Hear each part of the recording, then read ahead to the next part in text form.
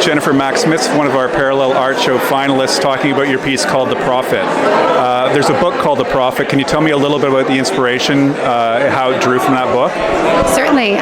My mom gave me The Prophet when I was a teenager, and I read it, and I felt the depth of it, but it kind of went over my head. And here now, 20 years later, my dad brought the book, and I found it, and I reread it, and I was like, oh my gosh, this is so profound.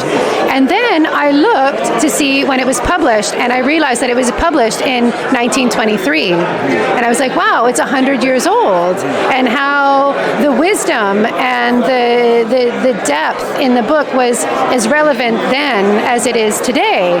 And as I reread it, it's about this prophet who lives in the mountains, and his boat comes, so it's time to go. So he comes down from the mountain, and the villagers are all there, and they say to him, "Oh, great prophet, speak to us of love, speak to us of children, speak to us of self-knowledge." And there's 26 different chapters. And I thought to myself, that reminds me of prompts from ChatGPT and machine learning, and I was really grappling with that because I'm a researcher as well, and I was so fascinated by how AI's role and what it means for both artists and writers and for humanity.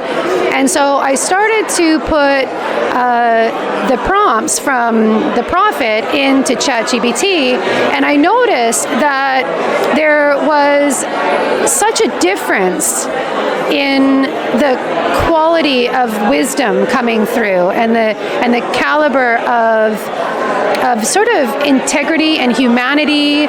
And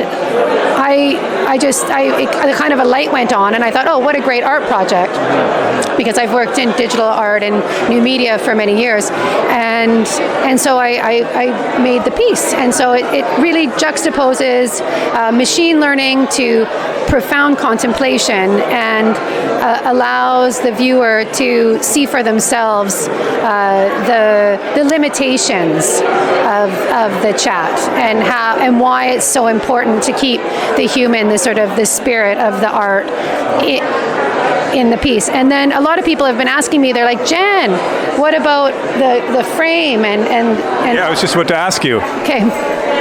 So the deal with the frame is I love to create graffiti, and I've been doing it for about 20 years, and this is my style, and it stems from sort of 1950s straight lines. Like Frank Stella is a big inspiration of mine, and so the other reason why I use it is because I can't paint a tree or a bird, but I can use the tape and make really straight lines and really groovy patterns, and for me that's a meditation. And so the point with this as well is, it's like, not only is the AI sort of extracting from the written and the art, but it's also extracting from the importance of the process of art and the process of creating, and what that means for artists to have that opportunity to have process and slow down and cultivate attention and ideas, and so that's what this represents. And then I also like that you can like sit on it and touch it, and like stand on it, and for me that's a big piece, because a lot of like white cubes don't let you get tactile with the work, and so it takes it away from that element of being precious. Totally. So that's kind of the feeling of the piece. And people have the opportunity, of course, to sit here and contemplate and read the text as well. Totally.